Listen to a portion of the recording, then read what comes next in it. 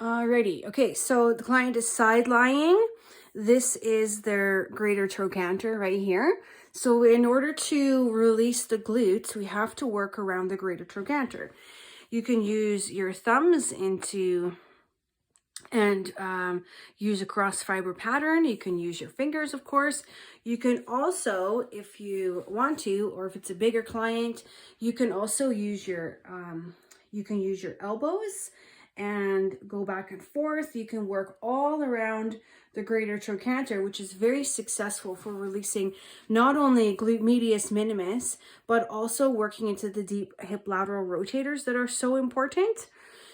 You can also be effective at getting into TFL, right? So the IT band goes into the TFL right here. And if they're having lots of issues with limited hip flexion or pain with hip flexion, then this is a really easy access point for TFL. Now I'm just cross fiber frictioning it. You can also strip it if you feel that's necessary.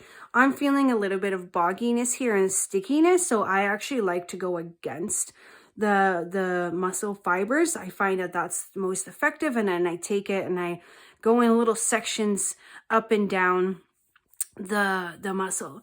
The other thing that we can access from this point is vastus lateralis, because it comes around the femur and it attaches at the back of the femur. So here is the septum between iliotibial band and vastus lateralis. But if we want to get the insertion, we have to roll off of the IT band and actually work into this septum, where we will find the attachment point for vastus lateralis, which is great, especially if your client has any sort of anterior rotation or tilt happening in the pelvis.